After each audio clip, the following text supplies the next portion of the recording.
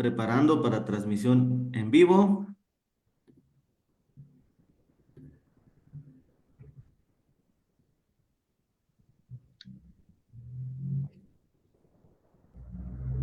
Adelante, compañeros. Gracias, Edgar.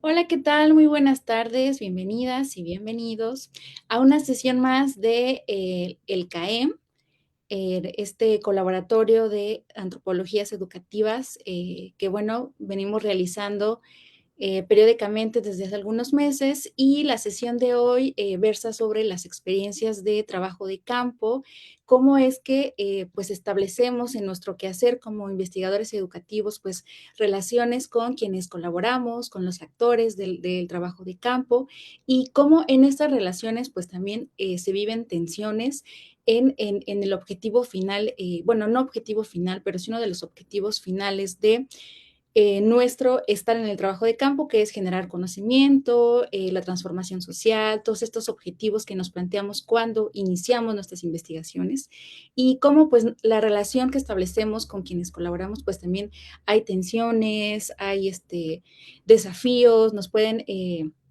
poner en posiciones que nos obligan a replantear nuestro rol en estos escenarios, ¿no? Particularmente el día de hoy queremos traer a nuestro diálogo relaciones de poder que tienen que ver un poco con el género, con ser mujeres, ser hombres dentro de contextos patriarcales, machistas, pero que también pues va más allá de esto, ¿no? Relaciones de poder en general entre quienes estamos de este lado haciendo investigaciones y quienes nos colaboran, que también pues están inmersos en contextos eh, complejos, ¿no?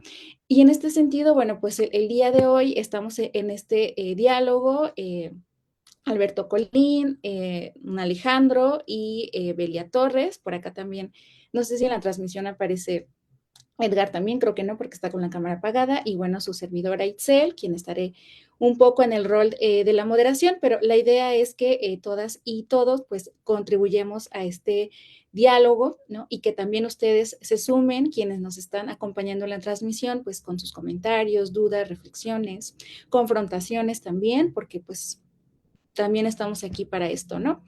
Y bueno, pues una vez dado esta pequeña introducción de lo que esperemos que se arme la reflexión y el diálogo aquí, pues es en la primera pregunta, bueno, más que pregunta, el primer punto de reflexión que me gustaría traer a la mesa es precisamente cómo impactan las dinámicas de poder, también las dinámicas de confianza que se establecen, la reciprocidad que se llega en estas relaciones, pero también cómo impacta pues toda la atención que ya hemos mencionado con quienes nos colaboran en nuestras investigaciones, ¿no? Y cómo impacta, digamos, en la construcción o recolección de datos cuando estamos en campo, pero también en el análisis y la interpretación pues de estos hallazgos, de esto, ¿no?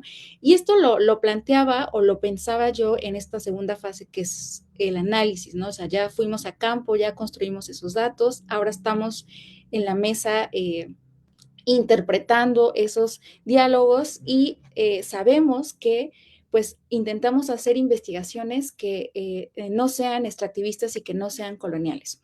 Yo, a mi modo de entender eso, pues es que no podemos hablar de la experiencia de los otros, ¿no?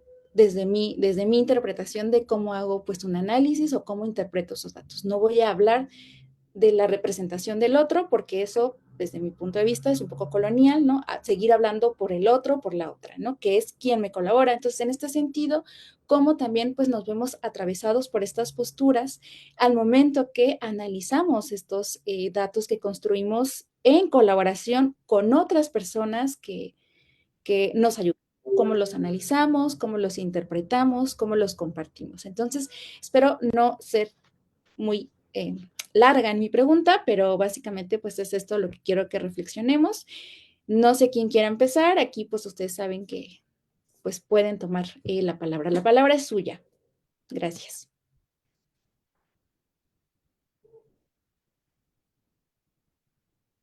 O de manera vertical yo digo, no, Belia, por favor. Así por el cuadrito, ¿no?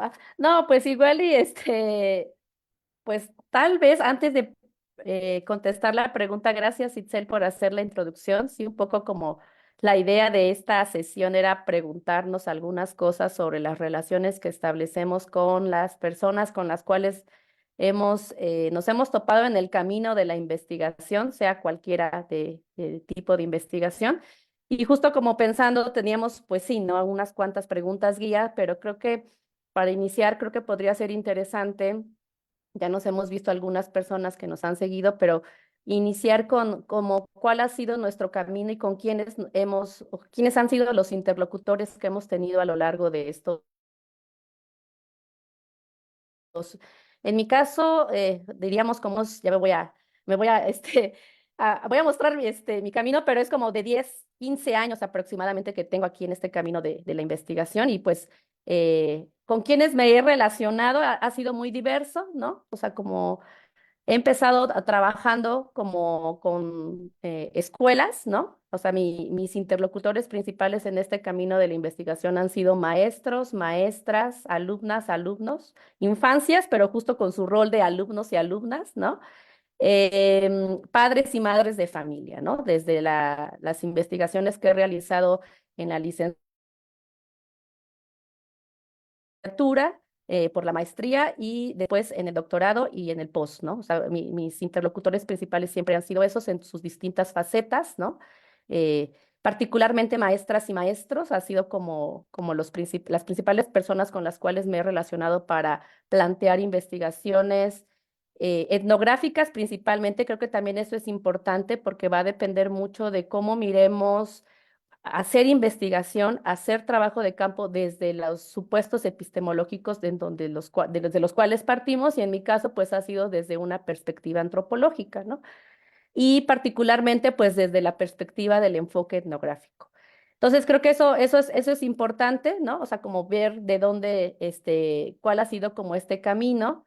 Eso quiere decir que me he relacionado con personas adultas, o sea, por eso decía niños y niñas, infancias, pero en su rol de alumnos y alumnas, ¿no? Nunca he explorado ese camino más allá de las escuelas hasta el momento.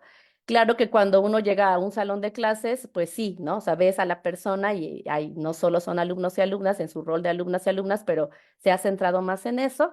Y creo que antes de empezar también a empezar a contestar esta pregunta que es muy compleja, muy interesante, pero muy compleja, creo que un punto que a mí me gustaría dejar en la mesa es que algo que yo comprendí en este camino de formarme como investigadora fue partir del hecho, ¿no? De que cuando hacemos trabajo de campo, al menos desde esta perspectiva etnográfica, ¿no? De ir en el lugar, estar en el lugar, ¿no? Establecer relaciones, ¿no? Con las personas y a partir de ahí situarte, ¿no? Fue que toda entrevista o todo estar ahí va a implicar una interacción social, ¿no? O sea, creo que eso, o sea, una entrevista o platicar es una interacción social y toda interacción social está enmarcada en una estructura y está mediada por relaciones de poder, ¿no? O sea, recuerdo mucho en una clase de la maestría, justo, que llegando un poco ingenuamente, muchos de nosotros como estudiantes, ¿no? Como diciendo esta idea, ¿no? De, sí, claro, estaba como en boga en esos años, o sea, voy a decir en 10 años, 15, hace 15 años, empezaba apenas a hablarse como de esta cuestión de la colaboración y las relaciones horizontales, porque también hay que decir que, o sea, como justo en los procesos formativos, en las instituciones hay como pues sí, como tendencias, ¿no? Modas, podríamos también decir. En esos años era como un poco empezaba a hablarse de estas metodologías colaborativas y ser reflexivos y cómo plantear relaciones más horizontales, un poco esto que mencionaba. Ahí se escucha un audio. Gracias, Gervasio. Entonces, justamente una de se escuchaba eso, ¿no? Como esa reflexión de por qué tratemos de establecer estas relaciones horizontales a nosotros que estamos formándonos desde una perspectiva antropológica. También hay que decirlo, yo no soy antropóloga de la licenciatura, me acerqué a la antropología después. Y algo que teníamos como muy presente en esto era como cómo hacer esas relaciones horizontales, ¿no?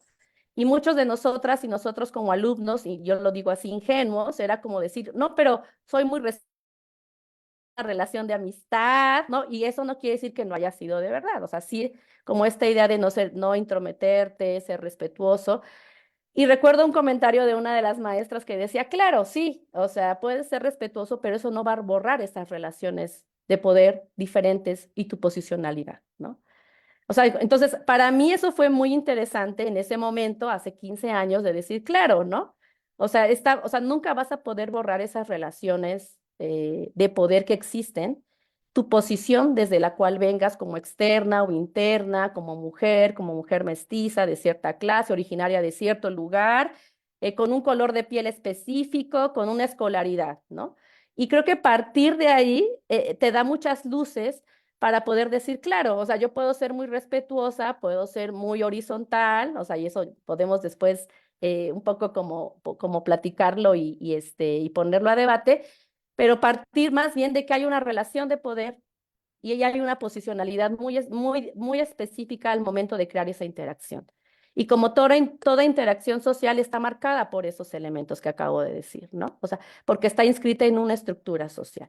Para mí, eso fue central para poder decir, claro, si yo puedo hacer ese ejercicio autorreflexivo de que hay esa relación, a pesar de que pueda crear todas estas buenas relaciones, amistad y respeto, me va a dar lo que después entendí, ya leyendo un poquito más de teoría, y aquí hago un comercial y si quieren por ahí lo ponemos también como un datito que hay en los comentarios de la transmisión. A mí me sirvió mucho leer una partecita muy chiquita del libro de La miseria del mundo de Bourdieu, el apartado que se llama Comprender, ¿no? Y él ahí, lo que hace Bourdieu en ese pedacito es justamente decir, bueno, toda entrevista etnográfica es una interacción social, que es lo que acabo de decirles, ¿no? Pero lo que uno puede hacer, y no se va a borrar como interacción social inscrita en relaciones de poder, pues esas relaciones de poder no se van a borrar, ¿no? Pero lo que uno puede hacer como investigador es justamente hacer un ejercicio de autorreflexividad, así lo llamaban, no autorreflexividad, de reflexividad, que después, claro que él llamará como este control, esta vigilancia epistémica, ¿no? Este ejercicio de reflexividad, de justamente ir mirando, pues, dónde nos encontramos, como hacer conciencia de nuestra posición propia y cómo esta posición propia tiene efectos en la interacción. Cito a Bourdieu porque fue, o sea, de esos años, ¿no? Que yo lo pude leer, después lo fue encontrando en muchos otros autores que lo retomaron con otros conceptos, otras, ¿no? O sea, como conceptos más ya de ahorita, de colabor y como toda esta cuestión de colaboración, etcétera. Pero es un poco la base de eso, ¿no? O sea, si tú puedes ser reflexivo desde qué posición estás, vas a poder tener un poco más de control de, bueno, eso que, cómo va a afectar el tipo de relación que establezcas. No solo, como mencionaba Itzel, al momento ya después del trabajo de campo, sino el hecho de plantear tu tema de investigación, o sea, ¿por qué quieres plantear un tema con tales personas, en tal contexto, ¿no? El hecho de ir a campo y establecer estas relaciones sociales, porque lo que hacemos es establecer relaciones sociales, al menos desde este enfoque más etnográfico, y después, ya cuando tomó todo este proceso que nos mencionaba Sitzel, pues también eso de qué decir, qué no decir, por qué yo puedo representar o no representar, como estos cuestionamientos que nos vamos haciendo. Entonces, creo que para mí fueron como elementos que me dieron luz para poder ir pensando esto de, bueno, ¿qué posición tengo y esta posición cómo juega en las relaciones que yo establezco con las personas? Y eso indudablemente en lo que van a decir, no van a decir, en lo que yo voy a representar después en una tesis, en este caso hablando, en el caso muy particular en la maestría, en una tesis de posgrado, porque eso fue mi investigación. Al final de cuentas, desembocó en primera instancia en una tesis de grado, ¿no? Con lo que sabemos que tiene una tesis de grado, un tipo de texto específico, que a veces dejamos fuera muchos otros elementos que se establecieron en el trabajo de campo o en trabajo que hicimos aparte de lo que aparece en la tesis, ¿no? Entonces, a mí me gustaría empezar como con planteando esos elementos. Para mí fue central esto, ¿no? Como de, bueno, ok, ¿cuál es mi posición en esos 2013 de hace 15 años, ¿no? Para poder ir pensando entonces qué tipo de relaciones establecemos, cómo me miran esos otros y otras, y yo que sí, como estas categorías, ¿no? O sí, ¿no? Estos elementos que les mencioné hace ratito, cómo juegan en el tipo de relaciones que establezco, pero también en el tipo de investigaciones, en el tipo de entrevistas que tengo, con quiénes me relaciono, con quién si no, con quiénes se me abren la puerta, ¿no? Si puedo fácilmente y con quiénes no, ¿no? Como en estos elementos. Entonces, a mí me gustaría como dejar esto como un primer comentario para irnos escuchando, ¿no?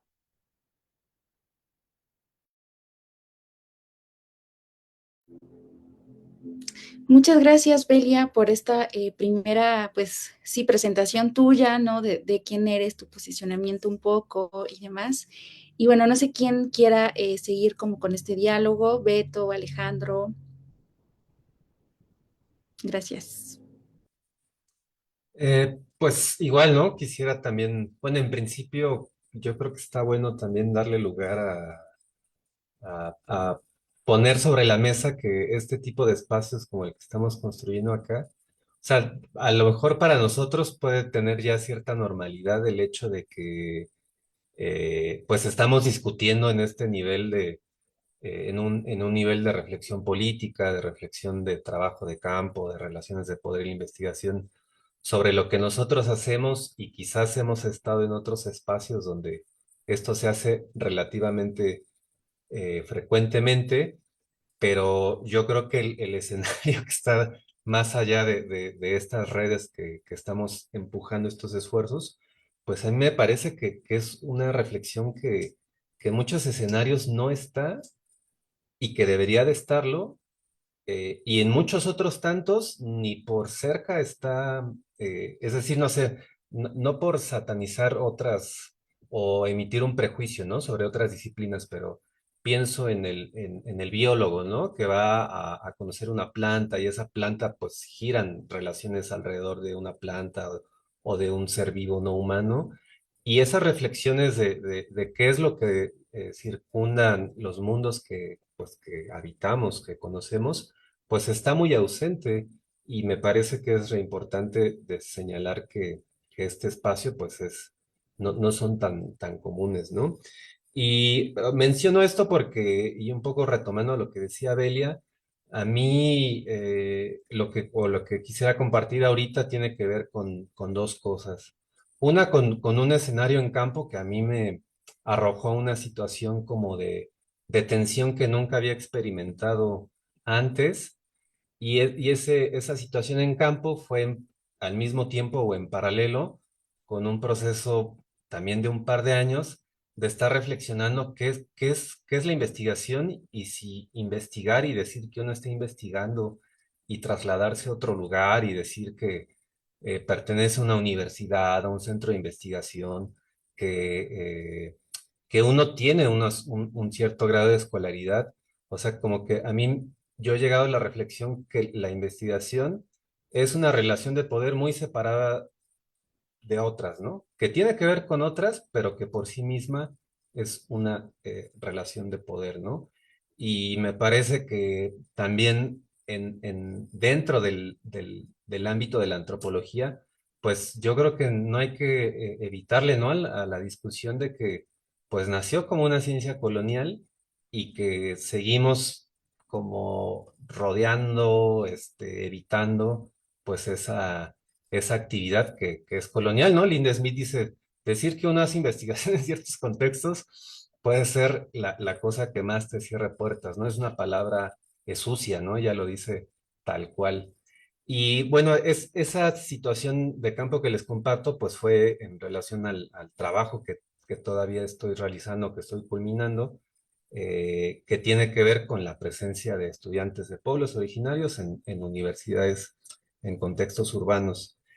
Y este trabajo, pues, hubo la oportunidad de ir a hacerlo a Brasil y en Brasil yo me enfrenté a situaciones en las que realmente, pues, como que me confrontaron en el sentido de haber tenido la fortuna de presenciar, de acompañar eventos políticos de los estudiantes, encuentros, reuniones, pero en los que la condición de extranjero, por una parte, que tendrá una cierta configuración siempre, y de mestizo, pues a mí como que todo el tiempo me hacían como preguntarme profundamente si lo que estaba haciendo, qué tanto seguía teniendo una dimensión colonial, ir a observar a estos contextos, cosas que políticamente pueden ser relevantes, que académicamente pueden ser bien relevantes, que con mis propios interlocutores pues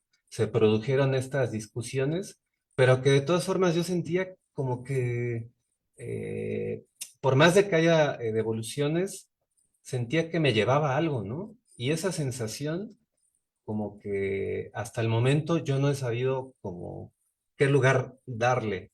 Por más de que yo haya comprometido productos, por más de que haya habido diálogos, colaboraciones, etcétera, y que yo he entendido que también es re importante decir quién es uno, cómo se lee a sí mismo, desde condición de género, de etnicidad, de clase social, y eso está bueno, pero sigo sintiendo que de repente como que hay algo que sigue estando ahí, que yo no sé cómo nombrarlo, y que me parece que es una tensión que está ahí, pues latente. Y ha habido espacios, ¿no? Con interlocutores, con compañeros, con redes, en las que esos diálogos más o menos salen a relucir, pero me parece que como que eh, hay que seguirles dando lugar, ¿no? Hay que seguir hablando de qué es investigar en contextos, porque normalmente elegiremos, pues, o trabajamos, ¿no? Por lo menos conforme nos hemos ido escuchando, pues con temas sensibles, ¿no? Que tienen que ver con historias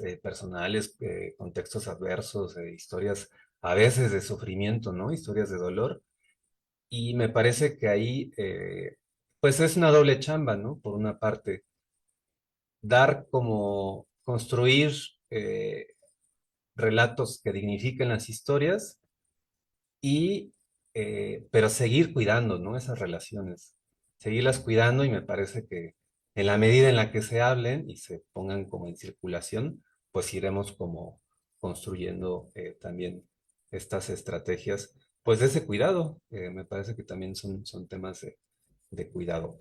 Y, y eso quería compartir por el momento.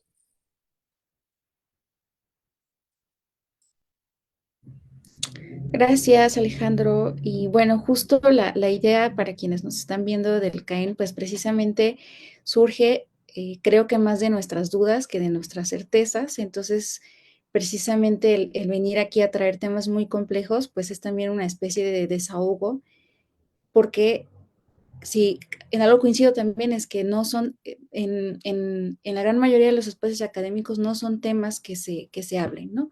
Porque al final de cuentas se privilegia mucho, pues como el recetario, ¿no? El ir a implementar métodos, técnicas bueno, ¿no?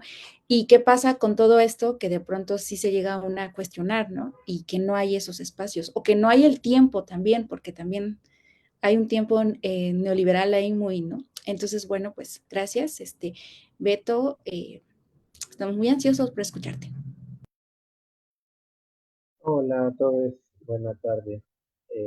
Bueno, pues muchas gracias por hacer este tema, estos temas, un momento de discusión, de compartición, de conversación, porque sí, efectivamente, como ustedes dicen, no hay muchos espacios en los seminarios, en los cursos, ¿no? Formales de la maestría, del doctorado, de la licenciatura, ¿no? Para hablar de ello, ¿no? Porque creo que, como decíamos ahorita, pues está un tanto velado como algo secundario en la producción del conocimiento. O sea, la propia ciencia ha pensado justamente, todavía yo creo por el canon positivista, ¿no? En relación a excluir estas dinámicas sociales en la investigación que realizamos y eso pues es algo sistémico que yo veo difícil que podamos destruir, por lo menos desde las instituciones. Entonces, pues como alternativa en lo que destruimos eso, pues aquí está este espacio del CAEM, así que les pedimos a la banda que si alguien nos está escuchando, pues que se replique en otros lados, que se reproduzcan los diálogos en torno a estos ejes, en torno a otros ejes que también son muy interesantes e importantes, y que a lo mejor aquí ya no pudimos agotar en esta agenda del CAEM en su primera versión, en este colaboratorio que va a tener más elementos. Pues fíjense que durante mi trabajo también muy cercano a un poco a la historia que contaba Belia, con maestros, con escuelas, en el ámbito de la educación indígena, pero también del propio trabajo docente.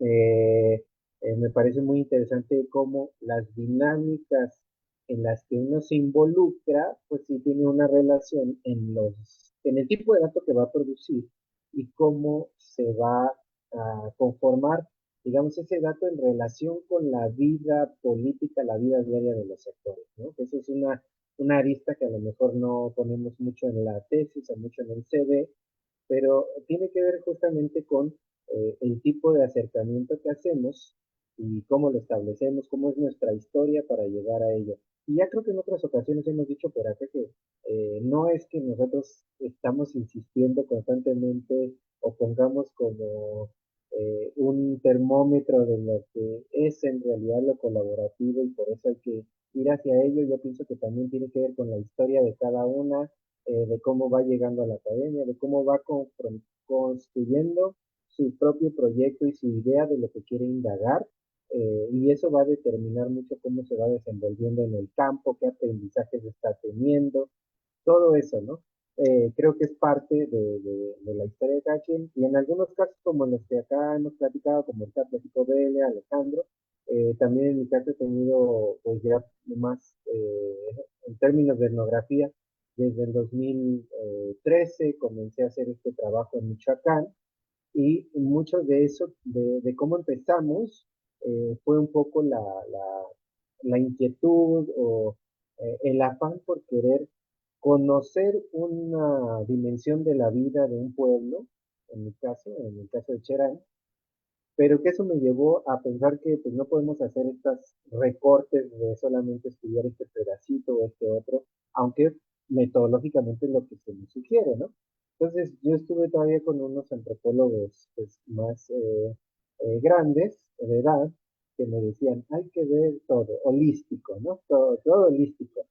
Y me acuerdo que pues entonces justamente este afán por verlo todo, pues también te lleva a construir relaciones que estás ahí por la investigación, pero a la vez conoces a gente que no la conoces específicamente para construir un dato, sino pues, para vivir, ¿no? Para habitar un mismo espacio. Y esa forma en la que se construyen esos vínculos que a lo mejor no son tan determinantes por el lazo de la academia, son muy significativos en el entendimiento propio cerca de la cultura o de los procesos de otras personas sin el afán de la investigación directa, ¿no? Porque uno de los supuestos que incluso muchos han estado discutiendo y que desde ese tiempo, como dice Delia, ya estábamos ahí pensando inicialmente, o sea, hace 10 años, es en torno a esa idea de la otredad como fundamento de la práctica antropológica, que algunos pensamos que pues no tiene mucho sentido, ¿no? Más bien, como es de construir esa idea de la otra edad, pues nos permite a lo mejor estrechar un tipo de lazo, un tipo de escucha diferente, sin que eso implique que no reconozcamos la historia propia y la historia de estos otros y otros compas, ¿no? O sea, también hay unas diferencias, y es verdad, tampoco invisibilizarlas, pero no caer en ese juego de construcción de la autoridad que nos ha querido meter la dinámica de la investigación, pues cualitativa en general, ¿no? Y sobre todo en el campo de la etnografía, que creo que puede permitir hacer ese ejercicio de una manera más clara, más política, ¿no? Más situada. Entonces, en ese sentido, creo que sí tiene mucho que ver esa inmersión y cómo se desarrollan esas relaciones de confianza, de reciprocidad con los actores, que a final de cuentas va a tener un resultado en la interpretación. Y algo que quería decir es que justamente esto que decíamos que ahora pues ya se nos hace un poco más común, también otra vez porque estamos en nuestros pequeños nichos, se nos hace más común acerca de lo del locus, ¿no? Y de la locus de enunciación, etcétera. Pero fíjense que, por lo menos ahorita en mi poquita experiencia, qué difícil es hacer también que otros estudiantes puedan como que pensar de dónde viene la idea, ¿no? O sea, como que no está tan fácil cuando todavía no has hecho el trabajo de campo, y estás como planeando el proyecto, y si alguien te dice, oye, piensa en lo de locus, porque eso tiene que ver en cómo tú vas a construir tus impuestos, etcétera, como que no es sencillo. Yo pensé que sí, yo dije, un texto y se va a quedar claro, ¿no? Pusimos a leer un trabajo de Villamila Ribeiro, un libro pequeñito que se llama Locus de Enunciación, y pues dio para discutir varias cosas en torno a eso, pero ya cuando vimos el ejercicio escrito de locus de enunciación, no, o sea, todavía hay unas cosas que uno no ve en la escritura, ¿no? Y que uno dice, ¿por qué voy a poner, por ejemplo, una compañera estudia procesos de aprendizaje con, en una organización de enseñanza de derechos a trabajadoras del hogar? Y esta compañera, su mamá es trabajadora del hogar. Entonces tiene ahí este diálogo con ella, etcétera. Pero hasta avanzada la discusión sobre ello, pues ya como que ella dijo, ah, claro, o sea, sí tiene un sentido que yo esté haciendo esto porque las pláticas con mi mamá en la casa, etcétera. O sea, ¿cómo visibilizar esto en términos del texto etnográfico y de la construcción del argumento? Como que ella dijo, eso no tiene que ver con la investigación. Yo voy a ir ahí a la organización a ver cómo trabajo con ellas, con estos trabajadores del hogar, pero no, o sea, si no me lo hubiera contado en clase, nadie hubiera sabido que su mamá era trabajadora del hogar. Y eso tiene una relevancia justamente en cómo ella está pensándolo, que ya en su exposición oral, posteriormente de las discusiones, ya lo puso como un elemento esencial, ¿no? De que a través del trabajo en el hogar, su mamá le pudo sustentar los estudios universitarios a ella, etcétera. O sea, como que ya empieza a tener más coherencia a esos elementos, pero no es tan fácil de velarlos, y a lo mejor eso puede, o sea, estas dificultades que ahorita les platico también puede ayudarnos a pensar lo rígido y duro de estas estructuras en nuestro pensamiento, en nuestra dinámica cotidiana de hacer investigación y en algunos casos de enseñar a hacer investigación. Creo que mucho hay todavía de esa deuda, ¿no? Ahora sí que esa es una tarea pendiente que creo que este espacio a lo mejor abona un poquito, pero todavía hay largo camino por recorrer. Solo eso quería decir. Muchas gracias, Beto. Bueno, muchas gracias por comentar. Bueno, yo quiero rescatar algunas cuestiones que se mencionaron.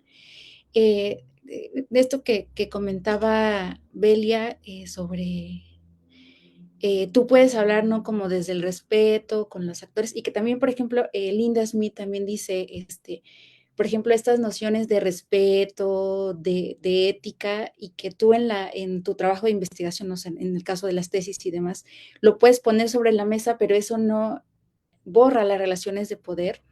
Yo me quedo pensando, entonces, ¿qué? O sea, no porque respondan ustedes, pero yo me quedo pensando que sí borraría las relaciones de poder y un poco en este sentido que nos planteaba Beto de, pues es que la academia tiene formatos como muy rigurosos, muy precisos, en los que, por ejemplo, tan solo el paradigma cualitativo, defender el yo, ¿no? La escritura desde el yo, pues también fue toda una, pues ahí pues una batalla, pues también que hay que reconocer, ¿no? O sea, entonces, o sea, sí entiendo que estamos en una academia en la que pareciera que hay que entrar en estos juegos y sí hay que entrarlos, es cierto, eh, pero bueno, me quedo pensando, ¿no? ¿Qué necesitaríamos entonces para trastocar un poco esas relaciones de poder dentro de la investigación, ¿no? Porque creo que también lo que me surge ahorita escuchándoles es un poco de, bueno, sí, aquí en algo que tenemos en común quienes estamos aquí es que estamos comprometidas con los escenarios de injusticia en los que estamos. O sea, yo también trabajo con docentes en comunidades y también me atraviesan las injusticias, me atraviesa todo esto. Y por supuesto que yo me relaciono a todas estas iniciativas, a todos estos movimientos que defienden la vida y que están pues a favor de la justicia epistémica y social, ¿no? Pero de pronto, ¿cómo esto ya está palpable en la investigación en sí, ¿no? O sea, cómo también, y era un poco lo que hablamos, de hecho, desde la sesión pasada, para quienes nos vieron también de la sesión pasada, cómo también todo lo que está afuera, todo lo que quienes colaboran con nosotras construyen, cómo eso también trastoca la academia, ¿no? Cómo, no sé, a mí esas son las preguntas que me quedan, ¿no? Sabemos que las relaciones de poder pues tienen muchísimo peso en la construcción de datos que hacemos, en la interpretación que hacemos de esto. Y lo digo porque me ha pasado mucho que en esto de la palabra colaboración pues también ya es polisémica y de pronto tienes, y no por juzgarlas, como dijera Alejandro, pero sí me suenan mucho que de pronto tienes investigaciones en la que la persona fue a hacer 10 entrevistas y esa ya es la colaboración, ¿no? ¿Qué pasó después de eso? Ya no, y la verdad sí quiero hablar de una investigación, digo, no voy a decir nombres, pero que justo ejemplifica como esta situación, una persona que estaba interesada en el bullying escolar y entrevistó a 10 personas que recibieron bullying. Bueno, eran 10 estudiantes de secundaria que habían sido, porque además como que este adjetivo de la víctima de bullying, pero bueno, entrevistó a 10 estudiantes que recibían bullying y ya, ¿no? Y se fue, o sea, tuvo el testimonio desde el dolor y demás, y se fue, esta persona investigadora se fue y ya no. Y bueno, cuando le preguntabas, bueno, pero ¿qué pasó? ¿O qué? O sea, es un tema muy sensible, ¿no? Y esta persona, bueno, mi compromiso era que ya después de terminar la tesis fue a dar un taller de sensibilización y entonces, pues ya, ¿no? Ya ahí pasaba, y tú leías la tesis y era, o sea, la víctima de bullying es víctima de bullying porque lo permite, o sea, desde este discurso de revictimización, ¿no? O sea, del estudiante tiene que tener mejores herramientas para poder hacer frente a ese bullying. Y una desde acá dice, o sea, es que realmente necesitamos herramientas para, ¿sabes? Es como ponernos belicosos, ¿no? Necesitamos mejores, pues porque no podemos hablar de terminar con un escenario así. Entonces, a mí me sonaba mucho porque esta persona decía que hacía colaboración con estudiantes y yo decía, bueno, pero ¿cómo eso se refleja en la tesis? ¿No? O sea, ¿realmente está haciendo eso? ¿Realmente hay una forma desde que la investigación pueda trastocar con esas relaciones de poder? Es un poco lo que yo estoy reflexionando ahorita, ¿no? Pero bueno, no sé quién quiera más seguir con el diálogo. Es un gran tema las relaciones de poder, pero yo sí creo que si no las visibilizamos y no las ponemos sobre la mesa, pues es algo que no vamos a poder trastocar y que finalmente quienes estamos aquí, pues estamos en espacios académicos, ¿no? Por el momento, ¿no? No sé si pues, bueno, Belia nos sigue acompañando, pero tiene problemas de conexión, pero ella sigue aquí con nosotros. Sí, aquí sigo. Tengo un pequeño problema de conexión, entonces estaba escuchando y se cortó un poquito. Entonces, por eso apagué la cámara. Nada más como tratar de, o sea, como para seguir el hilo a tu pregunta, Itzel, ¿no? O sea, de esto de qué borra las relaciones de poder, pues nada, ¿no? O sea, sea un poco tajante. O sea, sigo recordando ese texto de Bourdieu, ¿no? O sea, porque dije, voy a ver un poco, lo leí hace 10 años, 15, ¿no? Entonces dije, bueno, a ver qué tanta vigencia, después de 15 años, en ese momento, ¿no? Lo que pensé es que justo, es que nada las borra. Y él más bien lo que dice, no, o sea, hay que hacer la reflexión de dónde estamos y qué relación tenemos, o sea, cuál es nuestra posicionalidad, ¿no?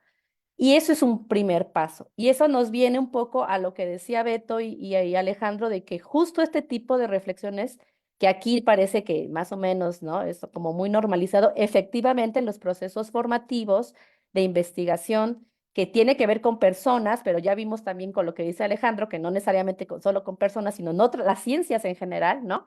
Eh, no está, o sea, el hecho de que puedas reflexionar sobre eso es un primer paso, ¿no? O sea, eso sería la respuesta de Bourdieu, bueno, no hay nada, ¿no? O sea, no las vas a borrar.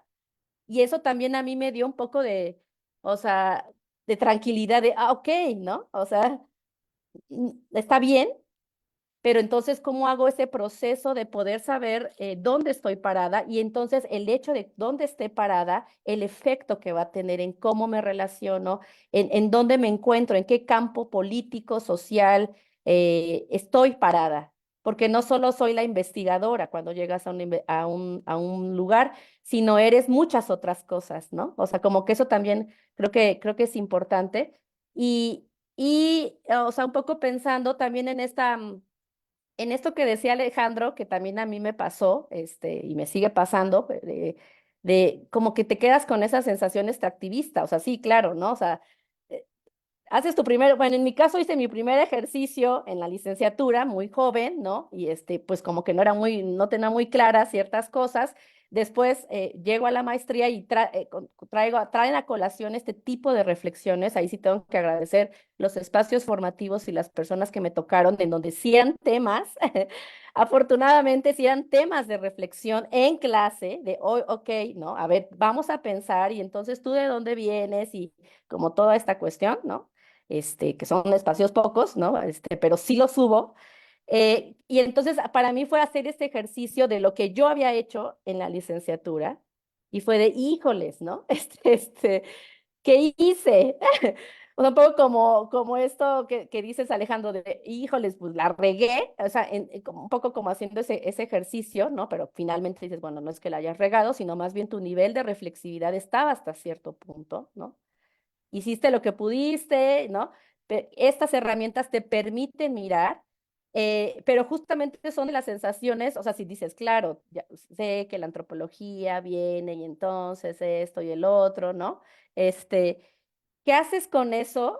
Pues creo que cada uno lo ha resuelto un poco de diferentes maneras, pero algo que creo que es importante, y aquí entrelazo lo que decía Alejandro y lo que acaba de comentar Itzel, de cómo representamos a las otras y los otros, creo que es muy importante eso que decías de la dignidad de las personas, ¿no? Cómo representas desde la dignidad y estás consciente de lo que tú vas a representar, tiene implicaciones políticas, tiene implicaciones hacia el exterior.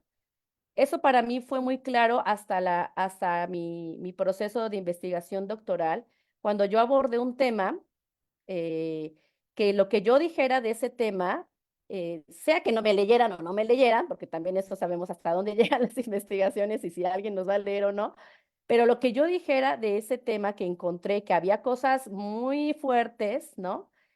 Tenía implicaciones para un discurso hacia un tipo de institución desde el Estado, que a las, ¿no? Bueno, en mi caso que son las normales rurales, hay todo un discurso a nivel estatal sí, de menosprecio, desdeñarlas, como toda esta cuestión mediática, etcétera. Entonces, ahí yo fui consciente de, claro, lo que yo dijera, ¿no? O sea, no es que antes los otros temas no fueran tan conscientes, ¿no? O que no fueran tan importantes, pero en ese momento para mí fue tan consciente el hecho de decir, lo que yo dijera de estas instituciones sí puede tener implicaciones para alimentar un discurso de odio hacia ciertas instituciones, o más bien tratar de hacer una representación de la realidad, entre comillas, que todos sabemos que es compleja. ¿Cómo representas una complejidad? Y para mí un poco la solución en ese momento fue desde eso, de que no es ni negro ni blanco, sino hay un matiz de muchas cosas, ¿no? No hay buenos ni malos y las personas tienen dignidad, ¿no? O sea, como cómo representas a pesar de que, ¿no? Encuentras este tipo de cosas, esta problemática, bueno, pero está situada en un contexto, ¿no? Que eso pasa mucho con muchas estudiantes que toman temas muy delicados y dicen, es que yo no quiero hablar mal de, ¿no? la persona, sino que esa persona, cómo te permite hablar de un tópico más general que es estructural. O sea, cómo muestras con los casos muy específicos que responden a una estructura, ¿no? O sea, la persona está respondiendo a una estructura. Y para mí, poder mostrar esa complejidad, no sé si lo he logrado, la verdad, pero tratar de decir, no, no es negro, no es blanco, no son los buenos, no son los malos, ¿no? O sea, como actuó partió de todos estos elementos, particularmente cuando son historias de vida, efectivamente, o sea, como cómo muestras la dignidad de esas personas, ¿no? O sea, o cómo intentas mostrar esa dignidad.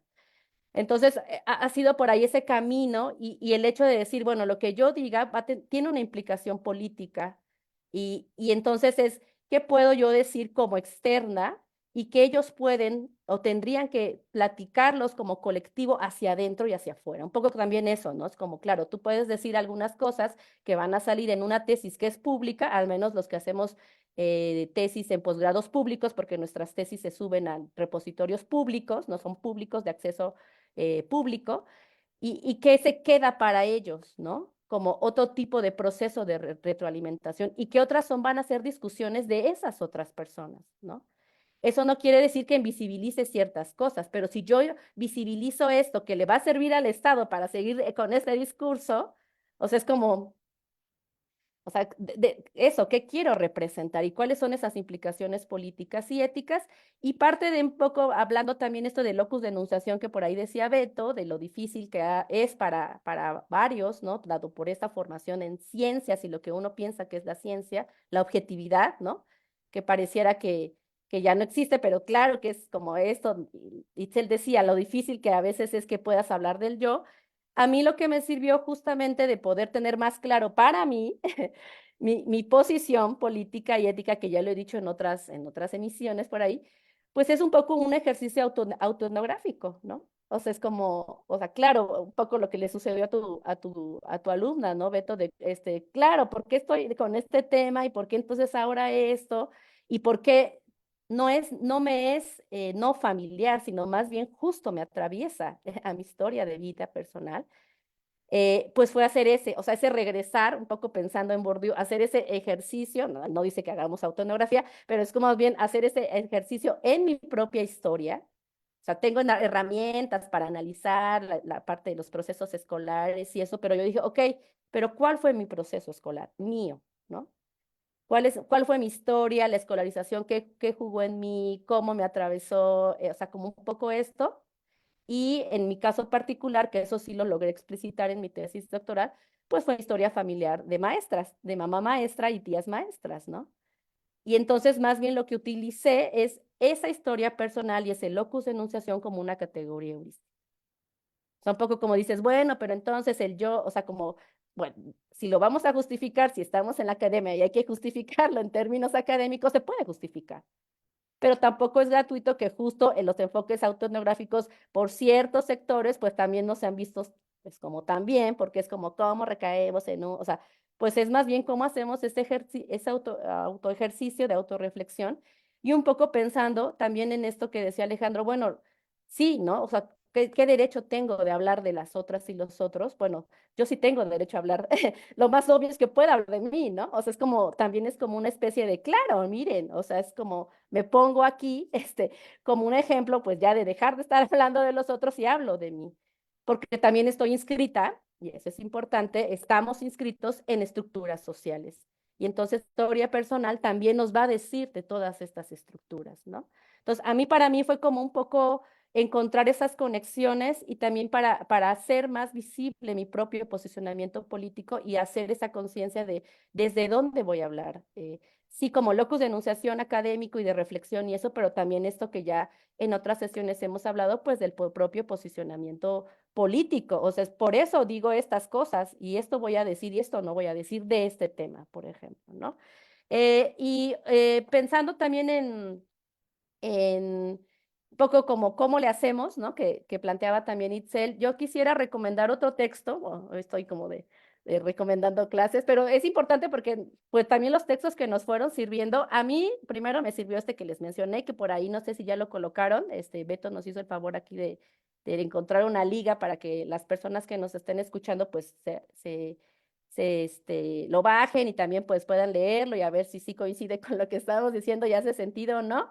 Pero otro texto que a mí me sirvió mucho, ahí fue en el doctorado, fue un texto de unas chicas, 5 chicas de diferentes instituciones en Estados Unidos, que hacen trabajo de campo en diferentes lugares permeados de violencia, ¿no? Como un poco decía Alejandro, bueno, también los temas o donde estamos insertos en nuestras relaciones tienen que ver, pues, temas atravesados por violencias, desigualdades sociales y de muchos otros tipos. Entonces, lo que hacen estas 5 chicas es hacer una reflexión pues una crítica hacia la antropología colaborativa, justamente diciendo que a veces este tipo de antropología colaborativa no permite, invisibiliza a la sujeta que está, o el sujeto que está haciendo el proceso de investigación colaborativa.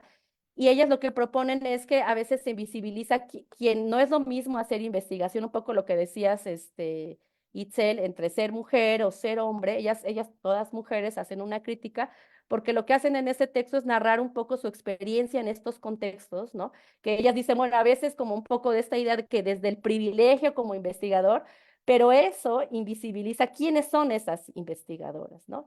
Y entonces ellas lo que hacen es narrar en estos 5 contextos, es El Salvador, Cuba, Palestina, México y Guyana, ¿no? En esos 5 contextos ellas se encontraban haciendo investigación y narran experiencias de violencia vividas por ellas en estos contextos de trabajo de campo colaborativo, ¿no? El texto se llama Hacia una antropología fugitiva, género, raza y violencia en el campo. Está en inglés, se los voy a pasar aquí la liguita. No sé si ya existe su traducción, pero bueno, el texto está de libre acceso. Y a mí me pareció muy interesante porque ellas lo que proponen es eso, o sea, como hacer una antropología que justamente encuerpada, ¿no? Y visibilizando esa posición de los cuerpos que hacen esa investigación. Y su principal crítica es que justamente a veces el trabajo de campo se ve como un rito de paso masculinizado, ¿no? O sea, ella como contando desde su propia experiencia de cuerpos que investigan esos contextos, pero que también sufren ese tipo de violencias, ¿no? Entonces, cuando nosotros discutimos en un seminario metodológico, fue como claro, ¿no? O sea, como a veces también es como esta postura de ser, pues, privilegiados, que también eso se discutió mucho, o lo discutíamos un poco ahí en los posgrados de, bueno, es que nosotros somos privilegiados, pero tenemos una beca, ¿no? Pero justamente también invisibiliza que todos los cuerpos son muy diferentes y les atraviesan las violencias de manera diferenciada, ¿no? Se los voy a colocar acá. Tengo la liguita y nos pueden, Edgar, hacer el favor de pegarlo por ahí. Es un texto muy interesante, está hecho a 5 voces de estas 5 chicas, y es esta crítica justo como a esta antropología colaborativa. Ellos dicen, es que al invisibilizar ese cuerpo, lo que hace esta antropología colaborativa es justo reproducir lo que tanto critican, ¿no? Entonces es como una mirada hacia lo que les pasa en campo a ellas y entonces cómo justo estos cuerpos racializados, ¿no? Atravesados por estas opresiones de género y eso también viven de manera diferenciada, ¿no? Por ahí está, si lo colocamos también, a mí me sirvió justamente como para decir, ok, ¿no? O sea, como también, ¿cómo entonces hago este ejercicio de mirarme en esta posicionalidad desde esta construcción también, ¿no? Un poco como no sé si respuesta a estas tensiones o no de extractivistas o no extractivistas, pero sí me dio una luz como para pensar otro camino de reflexividad, pensando ya como en la siguiente etapa Bourdieu, o sea, no fue, pasaron muchas cosas antes, pero fue como otro texto en otra etapa que me permitió, o sea, como claro que también estas chicas escriben ya más reciente, ¿no? Ya no sé en qué año es, a ver, déjenme ver, que se publicó, creo que es aquí está, es más reciente, justo porque ellas lo que hacen es discutir en el 2009, me parece, ¿no? Si no me equivoco. Bueno, 2009. perdón, el que compartiste en la liga está publicado en 2017, pero 2017, exacto. O sea, ya es mucho después, ¿no? Ya es como otro proceso de reflexión, porque también pensemos que todas las mismas disciplinas pues van, o sea, no están estáticas y eso creo que es una ventaja, ¿no? Porque según se van reconfigurando en función de estas discusiones que se van dando o de los espacios que permiten que se den estas discusiones. El hecho de que nosotros acá, nosotras estemos discutiendo, como bien dicen estos temas, implica porque ha habido el espacio en estos discursos de científicos para darle ese espacio a este tipo de reflexiones, ¿no? Entonces, sí, gracias, Edgar. Fue en el 2017 y ellas sí hacen esta como propuesta, le llaman como, bueno, yo lo traduje como antropología fugitiva, no sé si así sea la traducción, fugitive anthropology, ajá, y ellas dicen, o sea, más bien la propuesta metodológica es como una praxis de metodología en donde se pone el centro como este cuerpo o ese etos encuerpado, así lo llaman, ¿no? Un poco estoy haciendo una traducción ahí un poco desde mi inglés, pero así lo llaman, ¿no? Como hacer este proceso reflexivo. Y entonces para mí es claro, es eso, ¿no? O sea, no las voy a borrar, pero entonces, ¿cómo estoy asumiendo este compromiso de cómo represento, hacia quiénes, o sea, por qué represento esto y no el otro? O simplemente como por ahí decía Alejandro, bueno, estoy en el lugar que quiero estar, conociendo esta estructura, porque también es válido, ¿no? O sea, hay mucha gente que a veces viene de procesos de investigación más desde el activismo, y es como llegan a la academia, y eso yo lo planteo un poco desde mi proceso ahí como en posgrado de formadora, y es como no, o sea, o sea, ni siquiera las metodologías etnográficas o la colaboración, o sea, no, o sea, porque justo son dos lógicas diferentes. Entonces, a poder hacer ese proceso reflexivo es como, exacto, quiero estar acá, un poco lo que decía Beto, bueno, sabemos que es así, no se va a destruir, pero ¿qué podemos hacer?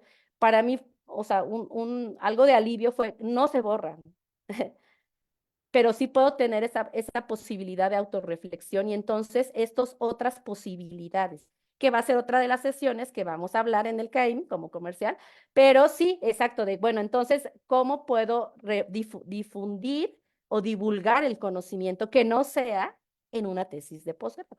¿No? O sea, como el trabajo en otros ámbitos, ¿no?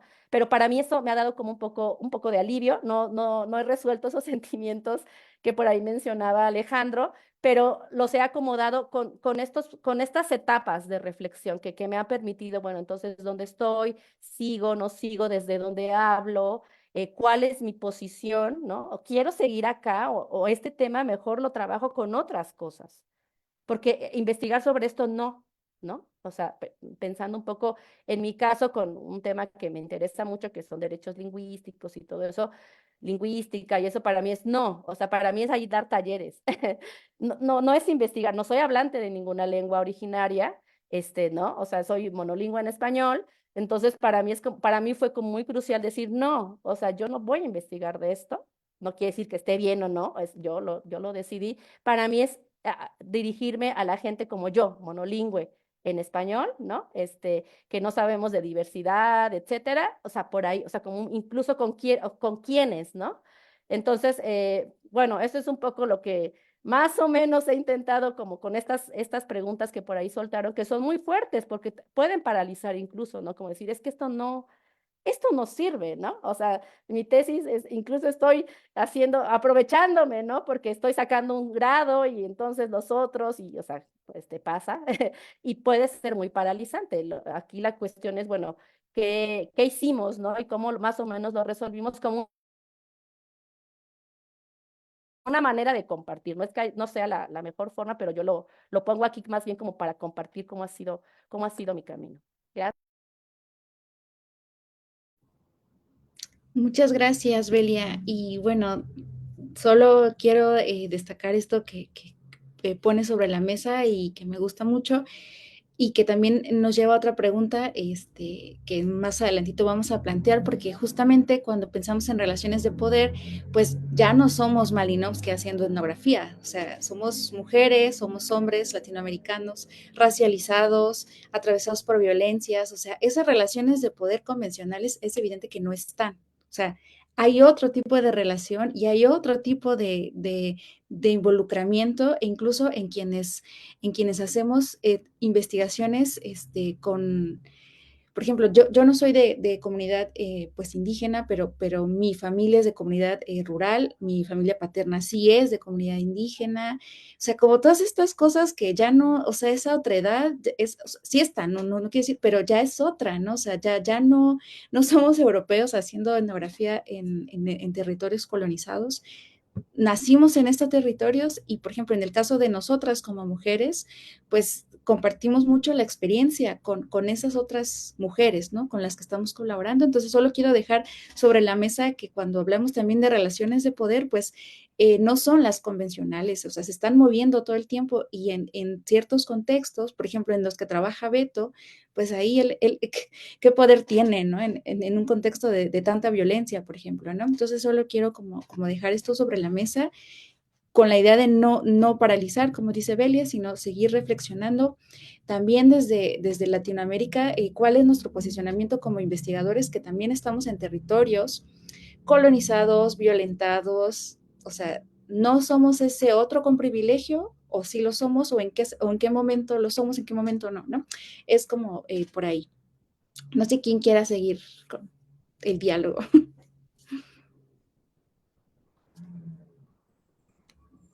Ya nadie, ya todos vamos a tomar ponche y Por favor, Alejandro. Sí, pues, o sea, como para seguir pensando, ¿no? Darle vuelta y vuelta, ¿no? A lo que estamos discutiendo. O sea, me hace mucho sentido todo lo que estamos compartiendo.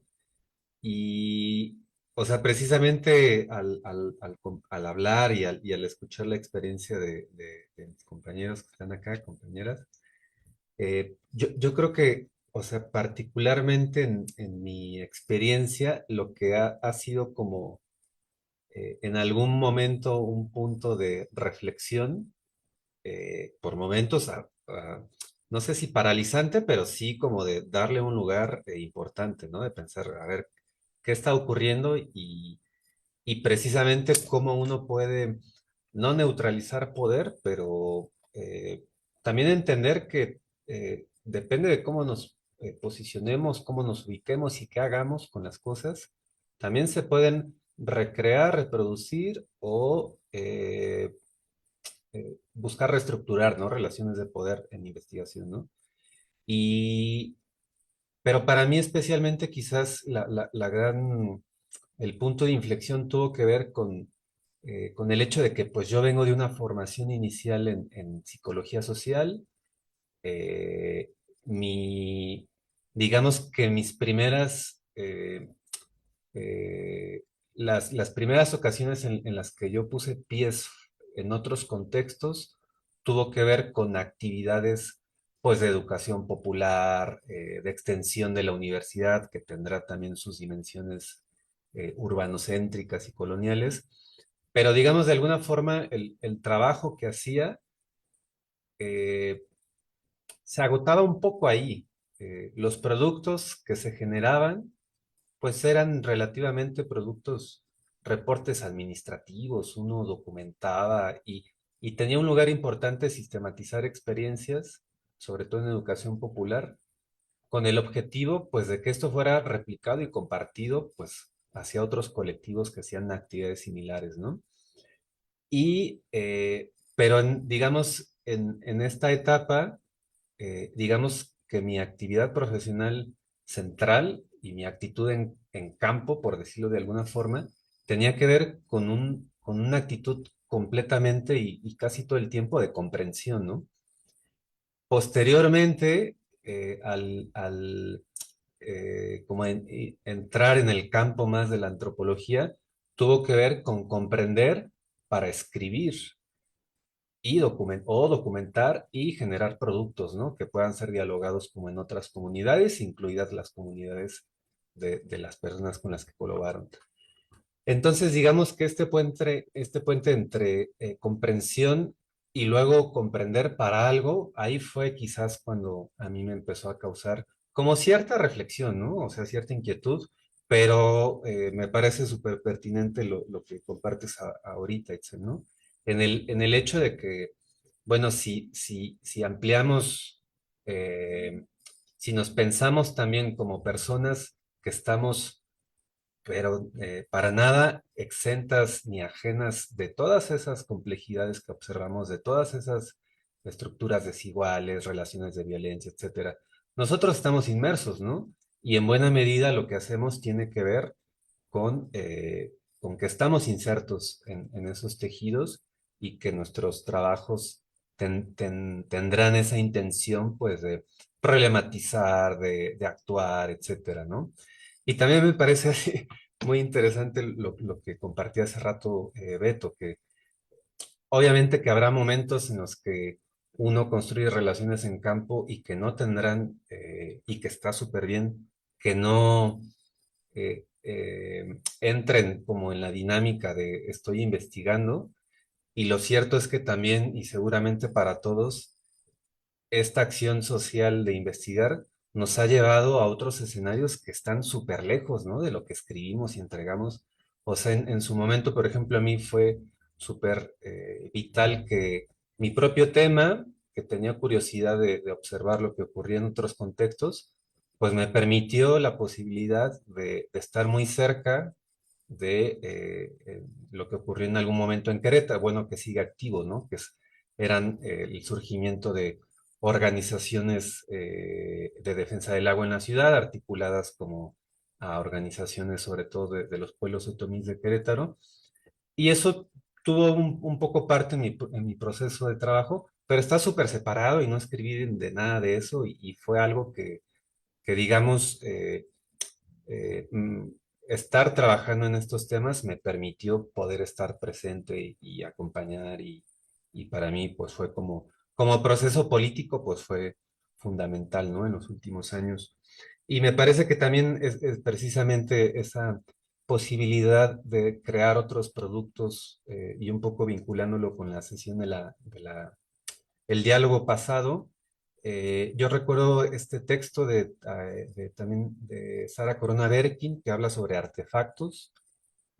Ahorita no recuerdo el nombre del libro. Bueno, el texto se llama La intervención como artefacto de investigación social y en su momento a mí me hizo mucho sentido esa posibilidad de producir, de generar productos, artefactos que surgen en ese espacio intermedio entre los intereses de los colectivos con los que trabajamos, nuestros propios intereses de investigación, y que no necesariamente, o más bien que en esos dos caminos pueden surgir eh, posibilidades que no son ni investigación ni completamente la atención por total, ¿no? De las demandas de quienes trabajamos. Y ese tercer espacio, esa posibilidad de artefactos, de productos, me parece pues que están también muy en boga en estos momentos, afortunadamente, hacer producciones audiovisuales, hacer notas en medios, videos, podcasts, etcétera, etcétera. Me parece como una posibilidad súper interesante, ¿no? Que estaría también bueno en algún momento darle lugar a escucharnos, a aprender y a ver qué están haciendo otros compas, ¿no? En ese sentido. Y eso, Bueno, ya me di la palabra otra vez, perdón, pero es que ahorita que escuchaba a Alejandro y que de pronto él decía, hubo muchas cosas que tienen que ver con, la verdad no recuerdo la exactitud de tus palabras, pero como con acompañar, a lo mejor con cuidar ciertos procesos, o sea, el cuidado, cuidar colectividades, y tú decías, pero eso quedó aparte de la investigación, ¿no? Y a lo mejor hay otras como cosas que se dan aparte y que no tienen que ver con la investigación. Y yo me preguntaba, ¿por qué? Pero ¿por qué quedan fuera? O sea, por qué todo lo que nos vuelve, bueno, no todo, ya estoy exagerando, pero ¿por qué muchas de las cosas que nos vuelven en esta dinámica justa y de humanidad que tiene que ver con la emoción, con el cuidar, porque queda fuera, ¿no? O sea, o sea, obvio tendrías que explicar más, ¿no? Pero a mí me surge esta pregunta, ¿no? Porque de pronto no cabe todo en la investigación, o sea, no cabe todo lo que nos conecta realmente a esas personas, ¿no? Porque también decías, como lo dijo Beto, ¿no? O sea, hay procesos colaborativos que no caben en la investigación, o sea, que van más allá, que van de la amistad.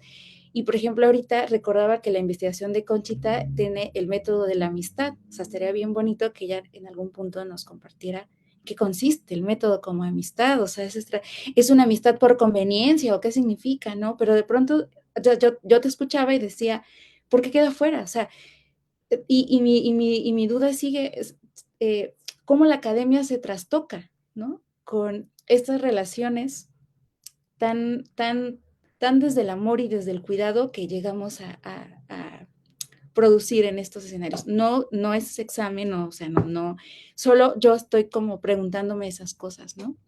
Digo, si quieres comentar o Beto, adelante, ¿no? pues igual así súper rápido, ¿no? O sea, no dejar fuera, sino que en algún momento esa actitud que centralmente trataba de comprender y hasta ahí, eh, al involucrarme en tareas de investigación, implicó comprender y además sumarle la acción de documentar, de escribir algo. Pero personalmente yo jamás he abandonado esa, eh, porque escuchar es una actividad que puede ser muy activa, ¿no? Y uno puede entregar muchísimo en términos de estar escuchando. La sensación de que se escucha implica también un tipo de acompañamiento y afortunadamente con el tiempo yo fui como produciendo esa pues cierta habilidad de que se escucha ese acompañamiento y en algunos momentos puede ser acompañamiento político, ¿no? De una sensación compleja que necesita ser escuchada y hay que estar ahí, ¿no? Y hay que estar con cierta actitud para que eso tenga, la otra persona tenga certeza de que está haciendo, de que haya un reconocimiento, ¿no? Y eso, pues, evidentemente que en muchas circunstancias no ha ido a las tesis, no ha ido al diario de campo, sino se ha quedado ahí, ¿no? Pero es cierto que en algún punto eh, quizás he llegado a sentir la demanda de que eso, eh, si no es productivo académicamente, hay que echarlo para afuera, ¿no? Y eso es más el entorno. O sea, yo hablo del entorno, ¿no? Hablando de estructuras, de posgrados, etcétera. Siento que hay esta cierta premisa por ahí, ¿no? Si es productivo académicamente, está súper bien. Si no lo es, pues quién sabe si sea. Y es lo que decías, ¿no? Tienen que ver con dinámicas neoliberales también.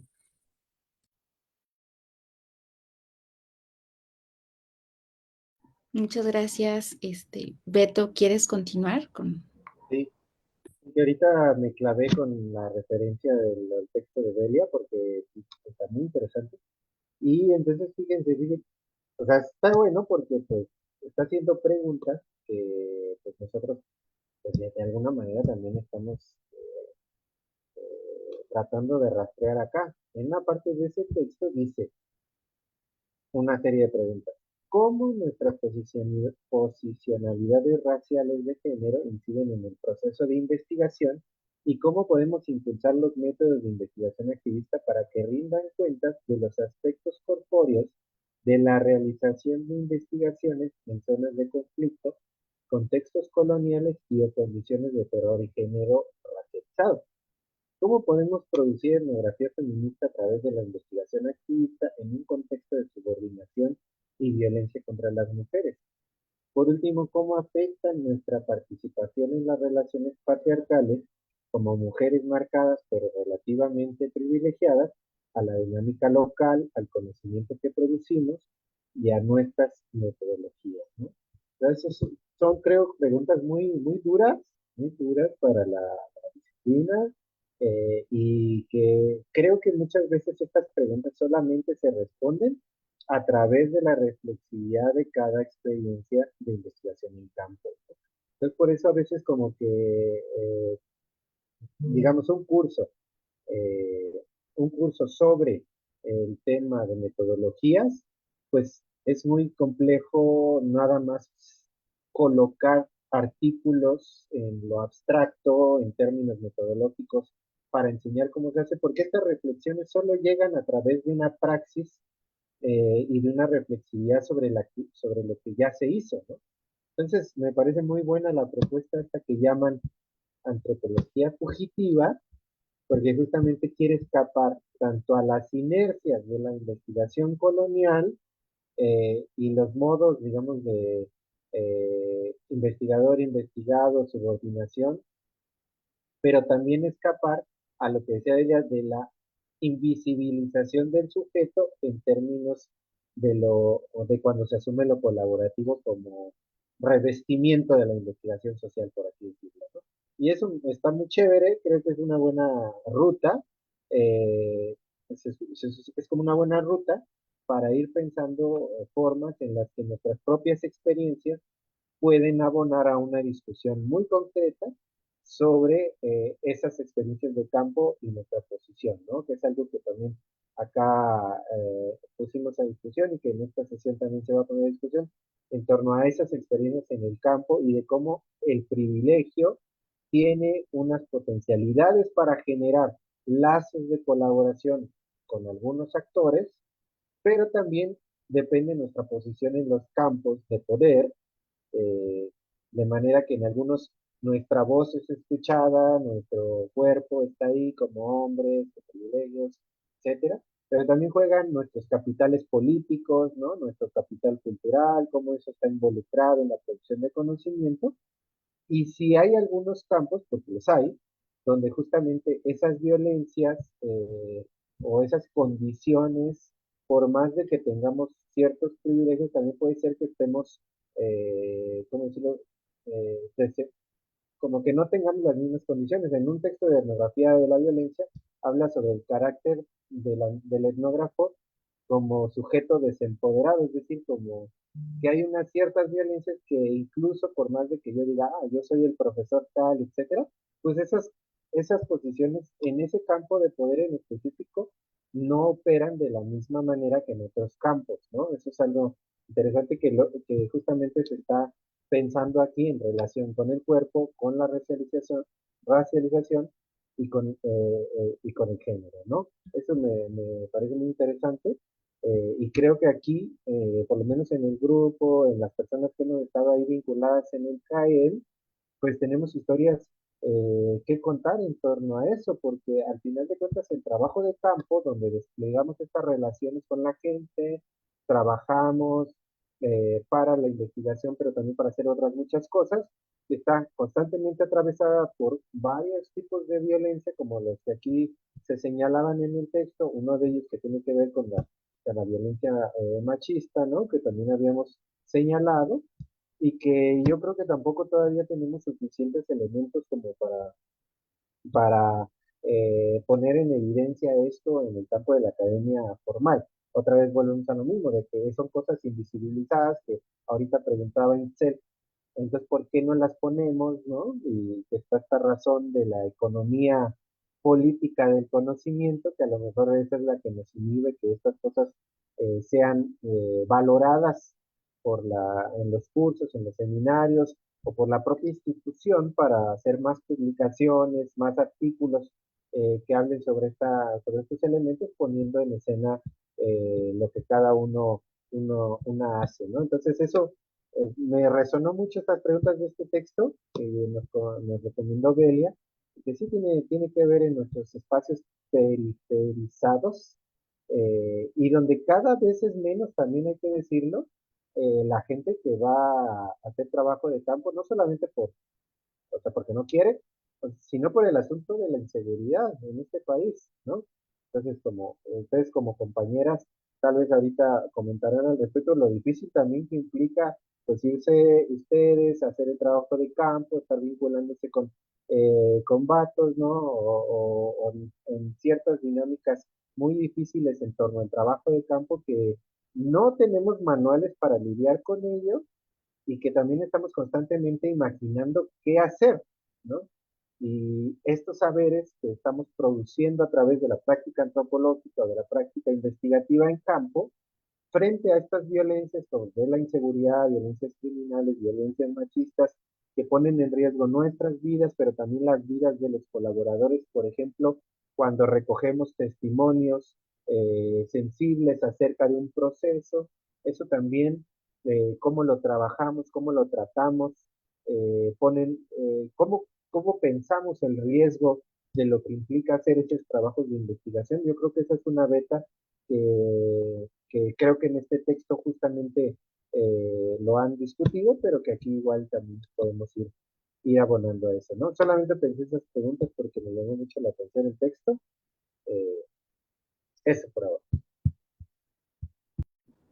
Gracias, Beto. Sí, el texto se antoja desde ya, la verdad.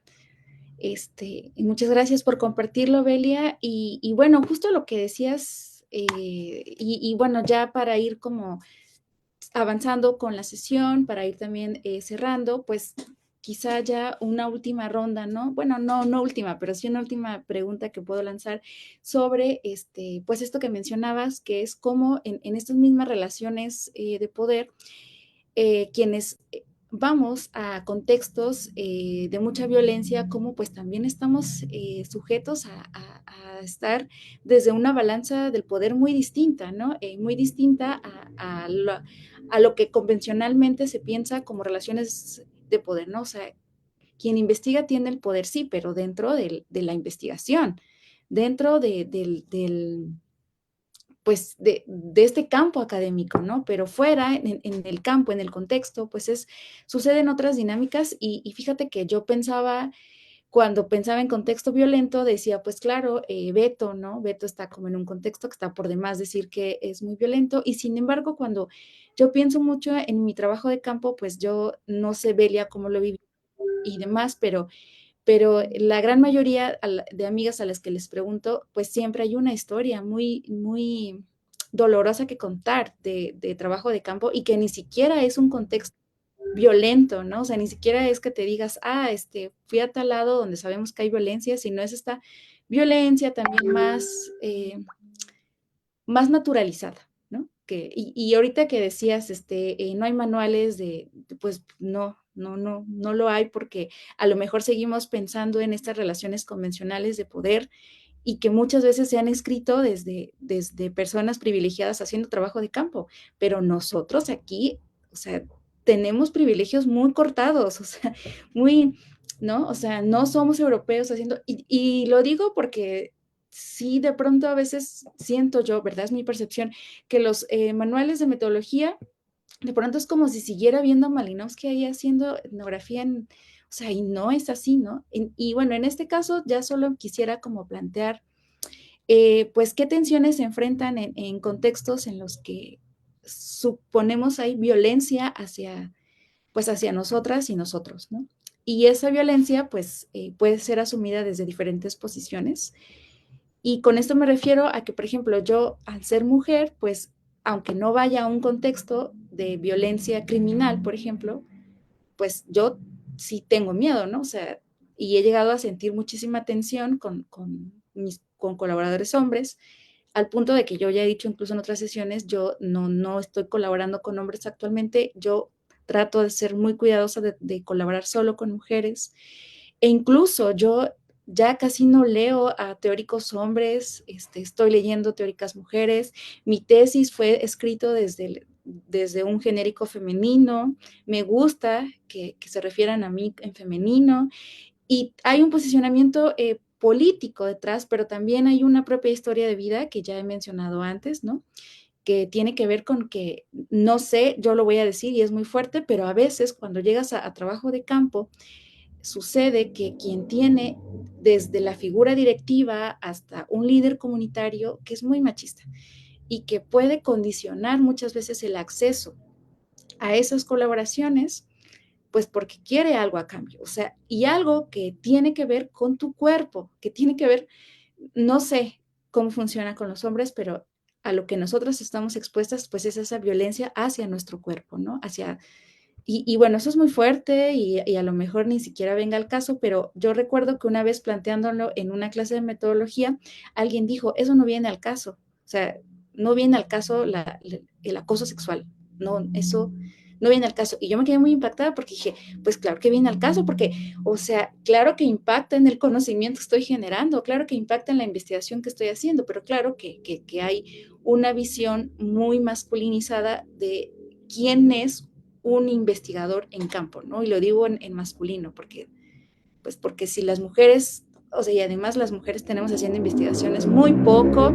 Y ahorita que Alejandro mencionaba lo de los animales, pues ustedes sabrán de Jane Goodall, la que trabajó con los chimpancés, que ella tuvo un enfoque muy distinto a los de sus colaboradores masculinos. Para empezar, ella no les puso número a los chimpancés, les puso nombre, y se atrevió a mirarlos más allá del objeto a estudiar, sino a ver, esto es un ser vivo igual que yo, respira igual que yo.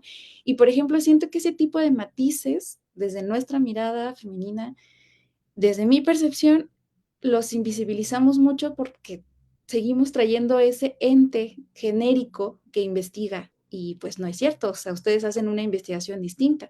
A mí me da mucha curiosidad saber cómo los hombres reflexionan el machismo, me da muchísima curiosidad saber si lo han pensado cuando llegan a campo, si cuando llegan a campo ustedes se acercan más hacia los hombres, se acercan más hacia las mujeres y toman medidas de seguridad para acercarse a las mujeres y, por ejemplo, dicen, ya me miró raro, creo que quiere algo más y no sé si darlo porque sí quiero colaborar ahí.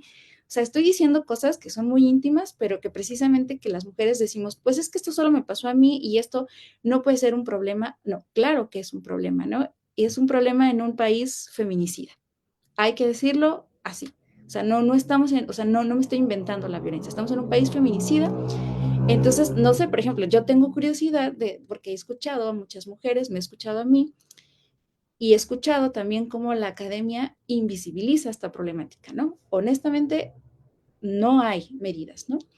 Pero, por ejemplo, los hombres, ¿cómo lo atraviesan? ¿Cómo lo viven? ¿Cómo es su trato con colaboradoras mujeres? No sé, o sea, yo incluso pienso, ya para cerrar mi participación, y también por eso ya casi no trabajo con hombres, es porque a mí me es muy difícil acceder a su experiencia. O sea, me es muy difícil entender la experiencia masculina. Yo no fui socializada masculina, yo fui socializada femenino porque soy mujer, y entonces de pronto ustedes me hablan y hay un momento en el que ya su experiencia yo no la entiendo y yo digo, ¿cómo me atrevería yo a representar eso en una investigación cuando no hay forma de que yo entienda qué es ser hombre, ¿no? Entonces, no solamente es las comunidades, sino también pues esta clase social que es género, ¿no? Entonces, bueno, aquí lo quiero dejar. Quien quiera, porque también si no quieren, pues está bien. Entonces, no sé qué piensan ustedes, cómo se han movido. Y bueno, Belia aquí sigue, entonces también sí. Sí, sí, ya tuve que apagar porque tuve más problemas. Disculpen, ¿no? Es una cuestión de ahí de la señal. Igual y también a mí me interesaría escuchar la perspectiva de cómo, ¿no? Tanto Beto y Alejandro, pero nada más como para comentar mi experiencia, o sea, un poco como pensando de cuando yo hice trabajo de campo por primera vez, ¿no? A la última vez que hice trabajo de campo como estudiante, y sí hubo muchas diferencias en cuanto a las medidas de seguridad, eso sí hay que decirlo. Em, eso te da un termómetro, ¿no? O sea, como de justo que antes era como, bueno, pues sí, te cuidas, checas. A la última vez que yo hice, que era más bien siempre avisar a alguien que iba a ir a ver a tal persona y tener como, o sea, muy esta parte de dónde estabas, dónde te movías, ya llegaste, ya saliste, o sea, como que fue un poco como, sí hubo por parte de la institución como todo un protocolo, que no, o sea, no institucional, sino más bien un poco como de recomendaciones. Y ahora, ya como formadora, sí ha habido un poco interés en la institución donde me encuentro de hacer como una especie de sesión de seguridad en campo, previa a que los estudiantes y las estudiantes se vayan, ¿no? Justo pensando en este tipo de contextos, ¿no? Y hacer un análisis previo en términos de seguridad, de qué tan riesgoso es el contexto que han elegido para trabajar, ¿no? Eso creo que nos da un poco el termómetro ahí de manera personal, cómo ha ido cambiando como esta configuración territorial y todo esto que ya veníamos mencionando y las violencias. Y otra cosa que ya como más como experiencial, em, sí quisiera compartirles que mi última experiencia de investigación como estudiante, sí me pasó un evento, o quizá yo fui más consciente de estas violencias que mencionas, ¿no? Y cómo estas diferencias y estas desigualdades se atraviesan en las sujetas y sujetos que investigamos, y no por ser investigadora externa, ¿no? Con ciertas características te salva de esto. Y lo menciono porque fue como más consciente, probablemente estaba más normalizado, pienso, ¿no? O yo no fui tan consciente de que a ciertos comentarios de ciertas personas estaban implícitas, ¿no? Como insinuaciones o como este tipo sí, como de comentarios que atacan, ¿no? A tu persona, a tu cuerpo, ¿no? Pero en el doctorado sí fue muy claro. Y esto que mencionaba Sitzel, como de justo que cómo este tipo de desigualdades pueden abrir o cerrar campo, pues justamente me pasó porque a mí una persona que tenía un cargo que podía abrir o cerrar campo, pues ejerció su poder para poder cerrar campo, ¿no? Em, por yo ser mujer y por ser académica también un poco, creo que ahí se juntaron como estas dos variables, ¿no? Un poco como una especie de celo, ¿no? Hasta a lo que yo estaba realizando, a los temas que yo estaba realizando, y se concretó en eso, ¿no? Como encerrar una parte de campo, ¿no? O sea, dado que él tenía más poder para poder, ¿no? Para poder hacer o sea, como restringir, ¿no? Esa entrada que yo tenía. Y yo un poco pensando también en, bueno, qué estrategias hacemos, ¿no? O cómo nos movemos en esos ámbitos. Pues la más inmediata que yo hice pues fue un poco echar mano de mis otros aliados que tenía, ¿no? Interlocutores, y yo ya los llamo, en ese momento los llamé aliados, hombres y mujeres, ¿no?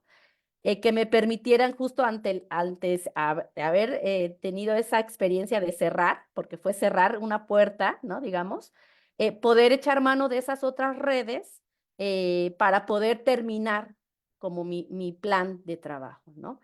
Efectivamente, para mí fue como muy fuerte, ¿no? Sí fue una experiencia así como de, híjole, ah, primero te quedas como, a ver, ¿qué pasó? ¿No? Y el hecho de, pues sí, como de una violencia un poco no tan explícita, pero que si tú después te pones a pensar es como, claro, ¿no? O sea, me estaban corriendo, prácticamente me estaban corriendo, ¿no? Claro que uno puede decir sí, pero están en su derecho, porque, o sea, sí, pero finalmente es eso, ¿no? O sea, como que hay un elemento que tiene que ver con tu persona que a esta persona no le pareció y entonces, ¿no? O sea, obstaculizó una parte, ¿no? Y entonces lo que yo hice fue echar mano de estas otras personas aliadas, una de ellas mujeres, que entonces me permitió como, o sea, como un poco ahí fue como, mire, contarle, pasó esto, lo otro, un poco también conocer el campo en donde me estaba moviendo, o sea, me sirvió también, o sea, fue una experiencia fuerte, pero también me sirvió un poco esto que les comentaba, es que estoy en un campo político, de relaciones políticas y sociales, y entonces mi posición y cómo me estaban mirando afectaba a ese campo, ¿no? En cierta medida. Puedo ser externa, yo no iba a volver, etcétera, o sí iba a volver, lo que sea, pero estaba afectando y moviendo ese campo en tensión. Entonces, me permitió como para, o sea, hacer explícito este tipo de violencias, como hacer un ejercicio de, claro, nosotros nos acercamos y dónde me encuentro, pero también para saber muy bien en dónde me estaba moviendo. Y yo no era una externa, yo estaba en ese campo. Jugaba un papel finalmente también, ¿no? O sea, un poco también la extrañeza o sea, como el sentimiento de extrañeza es, pero claro, ¿por qué me pareció tan extraño? Porque no me estaba visualizando en un campo, ¿no? O sea, si no me visualizo y yo estoy de afuera, yo no entro, yo no me muevo, ¿no? El hecho que me pasara eso fue, no, espérate, sí estás en el campo, con una posición muy particular, pero está tensionando algo, ¿no? Que hizo que una persona actuara, ¿no? Y entonces lo que hice, pues, estratégicamente fue claro, ¿no? O sea, voy a priorizar, mi persona, la investigación, segundo plano, porque también es eso, ¿no? O sea, no es, pues, poco lo que critican estas chicas es, claro, el heroísmo del que sigue y entonces, y va, y entonces, pues, en mi caso es claro, no, o sea, ese es el segundo término, mi seguridad es primero. Lo que hice fue esta estrategia con mis aliadas en ese momento, pues buscar una alternativa, terminar esa actividad que estaba realizando y cerrar, ¿no? Y un poco lo que después hice ya en el proceso de análisis, pues es convertir esa experiencia en una categoría heurística. Un poco como decir, ok, a ver, esto que me pasó es un dato, ¿no? Me está hablando de este campo en donde estaba y me está dando elementos, o sea, que es un poco lo que hacemos los etnógrafos y etnógrafas, ¿no? Es como, bueno, esto que me pasó, qué dice de esa realidad, ¿no? Y de cómo me estaba moviendo y qué estaba pasando y qué tensioné, o sea, de dónde, o sea, qué fue el elemento que toqué y eso qué me está diciendo, más allá de la persona y satanizar a la persona y decir, es que esta persona, no, más bien, esa persona representa una parte institucional y eso me está hablando de muchas otras cosas que entendí después que vivieron otras interlocutoras, ¿no? Claro, ¿no? Entonces ahora es como comprender, sí, entonces estas personas son hombres y entonces estas interlocutoras que me contaron son mujeres. Claro, o sea, como que hizo clic, ¿no? Entonces lo que yo hice un poco fue eso, o sea, como en términos concretos, buscar la seguridad, buscar las aliadas, salir, ¿no? Y en términos ya más como analíticos, ok, aprovechemos esa experiencia. Esa experiencia un poco como para, ok, a ver qué me pasó, qué sentí, ¿no? Para hacerla como una categoría de análisis más, ¿no? Y entonces para mí fue, es que ese es el campo en donde estaba. Y yo estaba en una posición y eso me dice de una estructura más que me permite reflexionar, etcétera. Un poco como saliendo esto de las personas, ¿no? O sea, es que esa persona representa algo que me puede permitir hablar de otros elementos, ¿no? Bueno, eso como nada más para compartir algo muy concreto y sí lo logro lo logro explicar de manera analítica en la tesis, ¿no? Afortunadamente decidí narrarlo con las medidas de seguridad que corresponden, pero dije, claro, sí tiene que aparecer porque fue una herramienta, por decirlo, ¿no? Una herramienta analítica finalmente, mi propia experiencia y ese evento que me permite, y lo articulo o lo intento articular con lo que estoy analizando en ese momento. Y entonces, pero para mí fue el primer momento que fue como muy visible el hecho de mi cuerpo como mujer y cómo estaba pensado, y el hecho de ser investigadora de tal institución o estudiante de doctorado de tal institución no me eximía, ¿no? De eso, un poco como hablando como hace ratito, ¿no? Y lo que les decía también como de, es que ustedes son privilegiados porque son estudiantes que tienen una beca, bla, bla, bla, bla, claro, pero estamos en contextos diferentes y nos leen de maneras diferentes, ¿no? Entonces, para mí fue como, híjole, sí fue de mucho susto, o sea, en términos emocionales fue sí susto, o sea, es como de, híjole, ¿qué hago? Y, o sea, y la ventaja es que tenía esa red pequeña, pero era una red que ahí justamente lo que hizo fue activarse, ¿no? O sea, fui, platiqué, oiga, mire, esto pasó, a ver acá, ok, sí, hagamos esto. Ok, muy bien, ¿no? O sea, como esa pequeña red. Y bueno, lo de la parte de seguridad, claro, ahorita, o sea, ¿cuánto fue mi trabajo? Digamos, 2018, si tuviera que volver, o sea, estoy haciendo campo, pero de manera un poco no tan de inmersión total, sino más de entrevistas y eso, pero claro que estas medidas de seguridad ya están como totalmente instauradas de si voy con alguien, aviso, ¿no? Ya regresé, el geolocalizador, de que dónde me moví, o sea, como este tipo de cosillas que hace 10 años no los hacía, ni tampoco institucionalmente estaban como al menos medio presentes como parte de un requisito del posgrado, ¿no? Entonces, pues nada más eso, quisiera como comentar esa experiencia que me pasó, y yo lo que hice pues fue convertirla en un elemento de análisis, ¿no? Dije, bueno, un poco como para que también expiar como todo lo que pasó, ¿no? A la distancia ya lo leo y lo veo diferente, en el momento no fue así, claro, ¿no? Pero digo, también es como, bueno, convirtamos esta experiencia en con un elemento analítico, ¿no? Que me permita, no era mi tema, ¿no? Pero sí me decía de varios elementos que había encontrado, ¿no? Eso sería. Muchas gracias, Belia. Sí, al final somos muy estratégicas, ¿no? También, y eso es parte de nuestra creatividad en estos contextos. Y bueno, no sé quién quiera seguir como...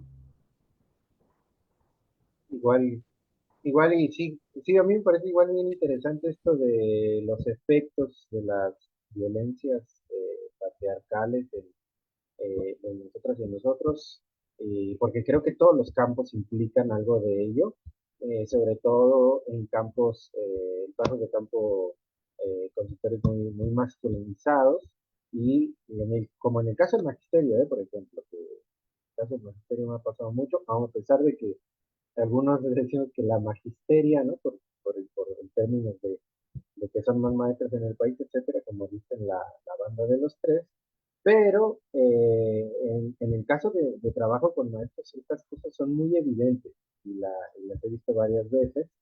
Y en algunos casos he hecho parte justamente del circuito de esa reproducción de relaciones de poder y de actos, pues también de burla, de bromas que tienen justamente su anclaje en esta cultura en esta conformación de ideas machistas, y muchas de esas veces uno participa de la reproducción de estas cosas por la integración, por lo que implica la integración de uno en estos círculos, ¿no? En estos circuitos. Entonces, si el profe hace la broma, etcétera, pues uno pues, se ríe o no se sigue la corriente. Estas cosas ocurren de manera cotidiana, no con todos, no diría con todos, porque a medida que hay algunos actores con los que trabajas a nivel, digamos, investigativo, te empiezan a conocer más, como que en los diálogos, en las charlas, etcétera, como que empiezan a notar que hay unas cosas que saben que si ellos dicen, pues van a contradecir cosas que tú posicionas o que tú enuncias, ¿no? Entonces, a lo mejor se limitan un poco más, pero pasa con actores con los que uno tiene ese establecimiento mucho más estrecho. Pero así en común, si uno va a campo, en una asamblea, etcétera, este es el tipo de bromas y discusiones y discursos que hay y los cuales uno tiene que saber cómo lidiar con ellos. Puede uno romper o puede uno decir, yo me desafano de esto, asumiendo las consecuencias que va a implicar que uno se aleje de eso, ¿no?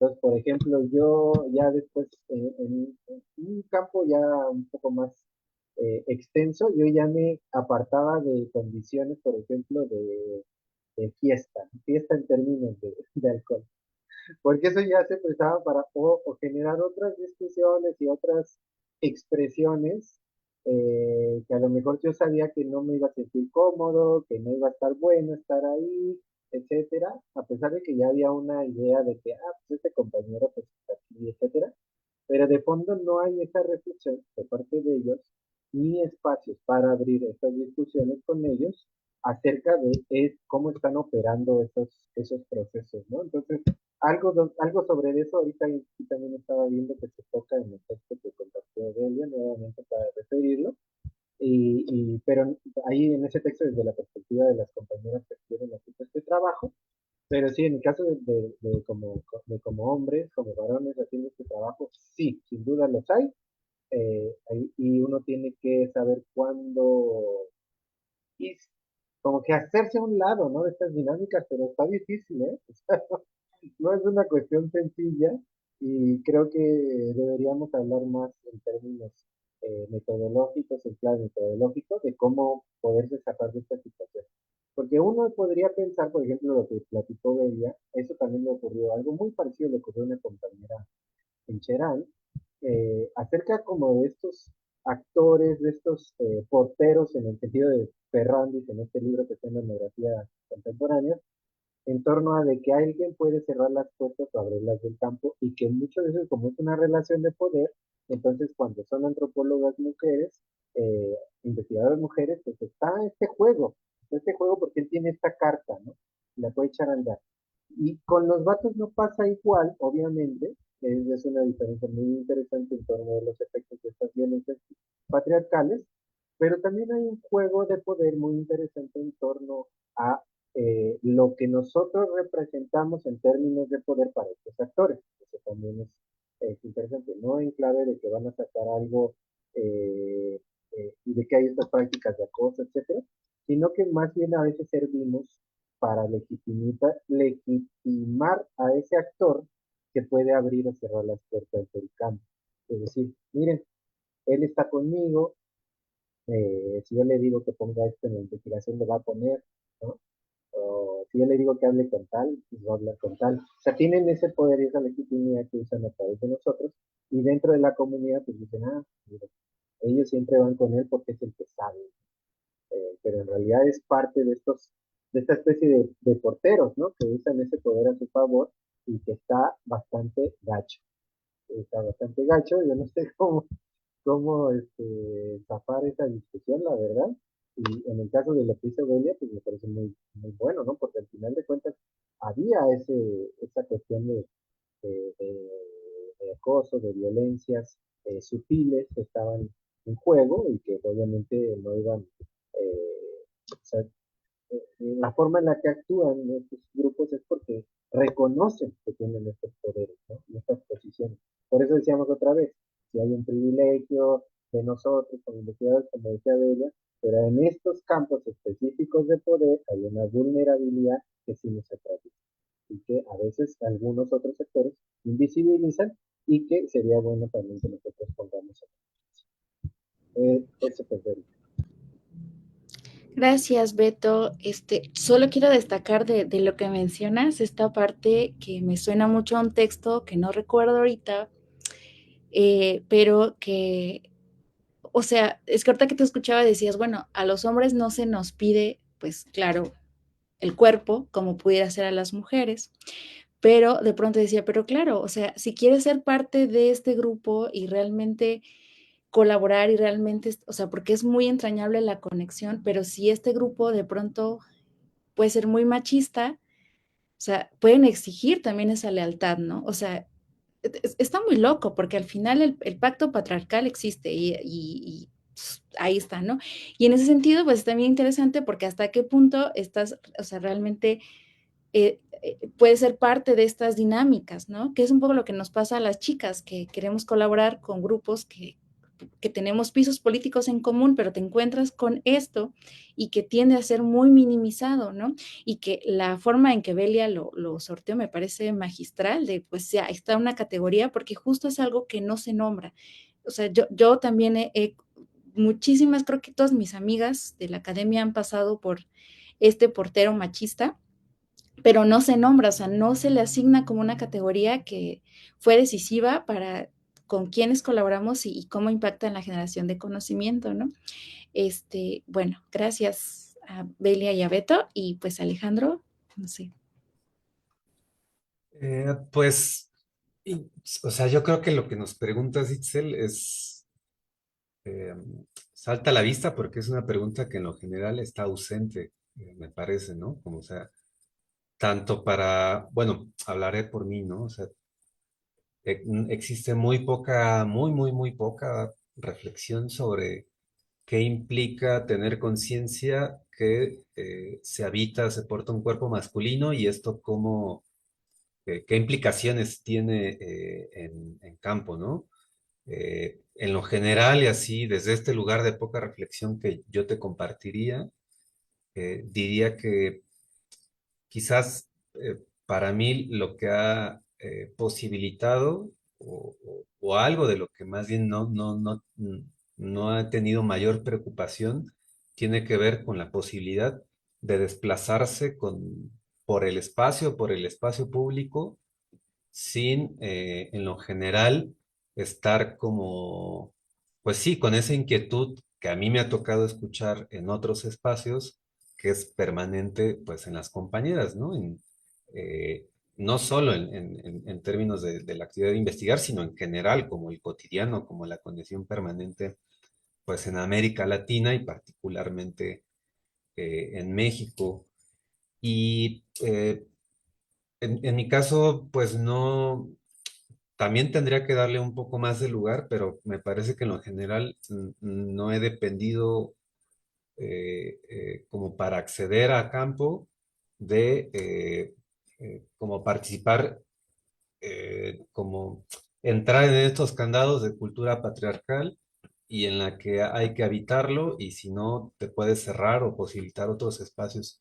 Como que en lo general no me ha tocado eso, pero te digo, pues eso también tendría que ser como mucho más reflexionado a profundidad, ¿no? Pero, o sea, a mí me parece que, y también que nos preguntabas, ¿cómo cuidar, no? O sea, cómo entonces también posibilitar estrategias de cuidado y, pues a mí me parece que en principio todo esto que compartió Belia, que tú misma nos has estado compartiendo, que Beto también ha compartido, pues o sea, como que no hay ninguna razón académica, sociológica, antropológica, para no hablar de que es diferenciar la violencia sobre el cuerpo masculino y el femenino en la actividad de investigar, ¿no?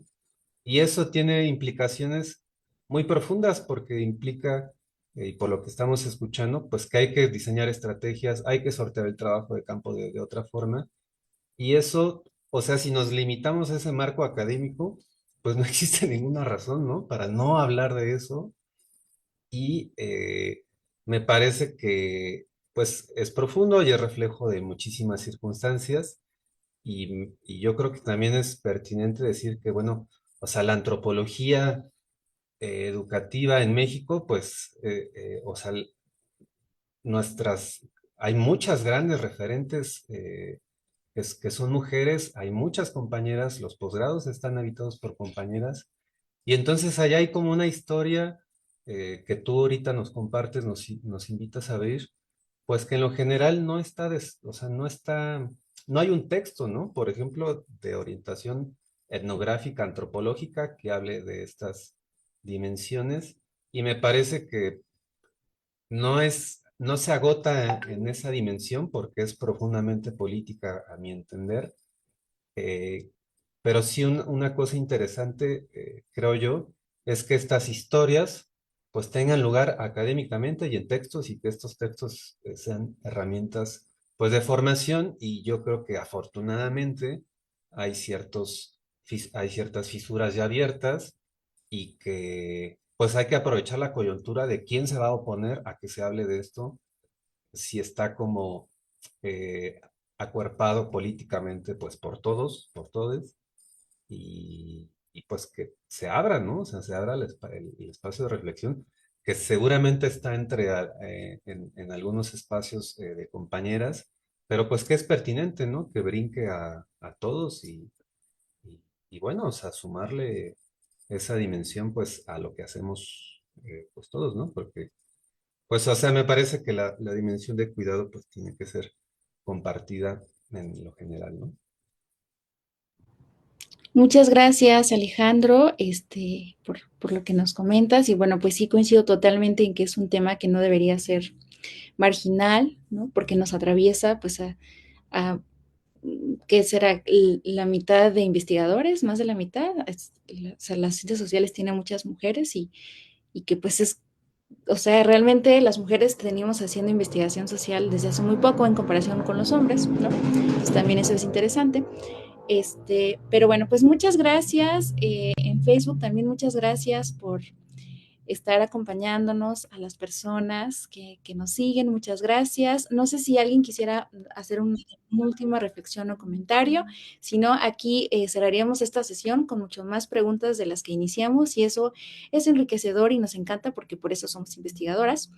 Entonces, pues muchas gracias a Beto, Alejandro, Belia, a Edgar. Beto, El comercial nada más para la siguiente, me parece que es la próxima, el 12 de marzo, igual a las 5 de la tarde, con la temática de repensar la relación entre investigador e investigado. pues vamos a seguir sobre este mismo eje de reflexión.